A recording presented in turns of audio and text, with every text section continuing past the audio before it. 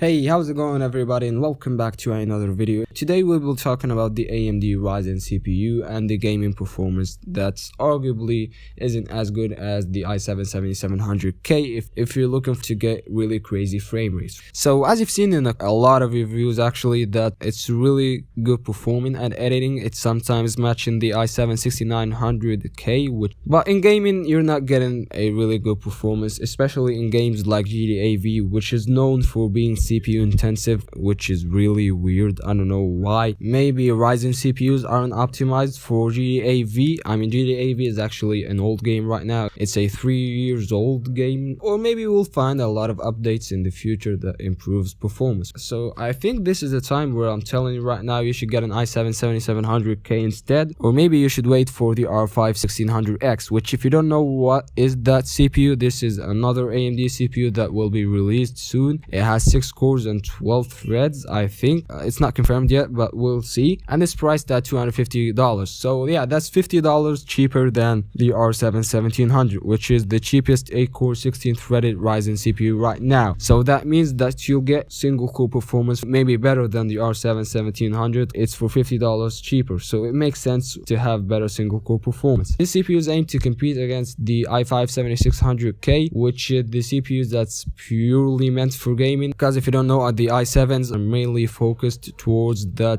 heavy editors, the people that use the Adobe Premiere or maybe streaming. So yeah, the R5-1600X seems to be a great bang for buck in gaming and editing. It's a 12-threaded CPU, but again, it's not as powerful as the R7-1700, right? So what's the deal? What you should do? There were people that disabled 4 cores and 8 threads in the R7-1700 and put it against the i7-7700K, and it actually got really close performance to it. So that shows you how powerful actually is the Ryzen CPU, especially in single core performance. I mean, you're getting about the same performance of an Intel CPU with half the amount of threads and cores you have. So that's really cool. But in other games you're not getting about the same frame rates, and the i7 is basically beating the hell out of the Ryzen CPU, which makes sense. I mean, the Ryzen CPU is only using half the amount of cores, so you're basically using a $150 CPU. So if you are an early adopter of any of the AMD Ryzen CPU, I think you should disable 2 cores and go for only 6 cores and 12 threads. If you don't want to wait for the R5-1600X, I think this is your only option.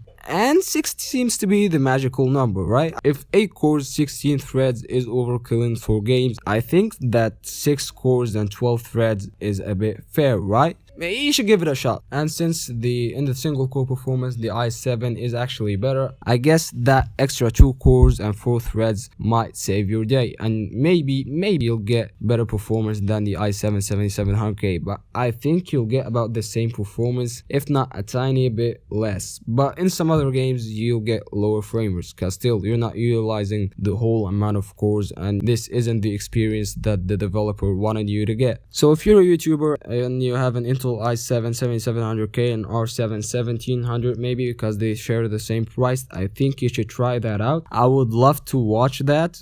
Come on, do it, bro. And yeah, I guess that's it. If you like that video, make sure to hit that like button, so by pressing the like button more people would watch that video actually. If you're interested in watching a really good price per performance budget $100 gaming PC, I'll link it down below. Stay tuned for more videos about that $100 gaming PC. Don't forget to subscribe, it will be awesome of you, and let me know what you think in the comments down below. And yeah, I guess that's it, and don't forget to subscribe. Peace.